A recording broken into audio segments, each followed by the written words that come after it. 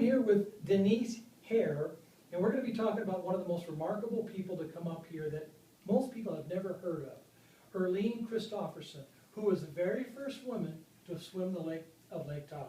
And you had the privilege of spending a day with her. That must have been a fascinating experience. It was. And her enthusiasm is like it was yesterday instead of 51 years ago. It's amazing. So 51 years ago, this 16-year-old out of Lodi swam the length of the water of Lake Tahoe. Yes. They didn't know anything about it back then, did they? No.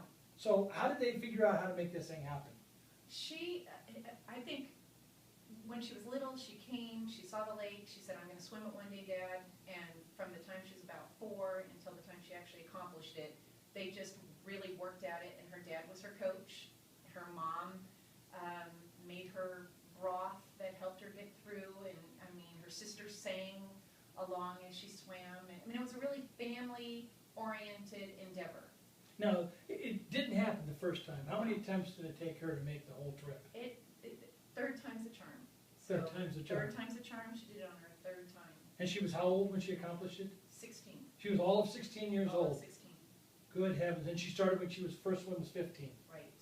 Now, I thought it was interesting. She used to train, as I understand, by swimming from Zephyr Cove over to Emerald Bay. Is that correct? Correct. And around the island, and then back, and then she also did the width 3 times.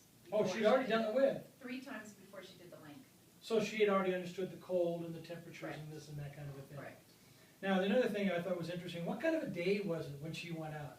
Well, the first time the Coast Guard came and took her out of the water and said it's just way too rough, and she was only a mile from her destination, so she was very devastated. A mile away. A mile and the away. Coast Guard said it was too rough. Too rough.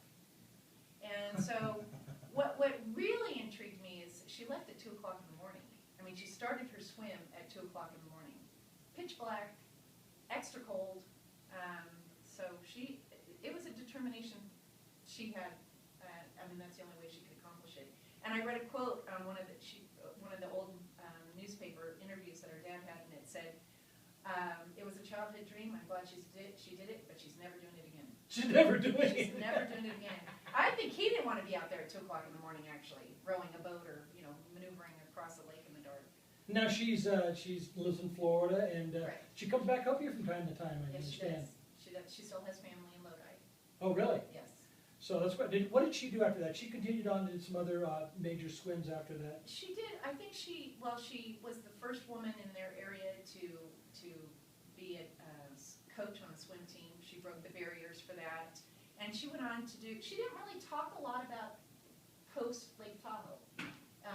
So I think she did some senior swims where she won awards and things like that. But I think her true accomplishment was swimming that lake. And to be in it, we went to the lake and she got her feet in it on Monday, and the joy on her face. You don't see joy on people's face that often, but it was on her face. That's pretty cool. Now we have got a special exhibit for her at the Lake Tahoe Historical Museum. Yes, we Tell do. us about it. Where's it located? How do we get there?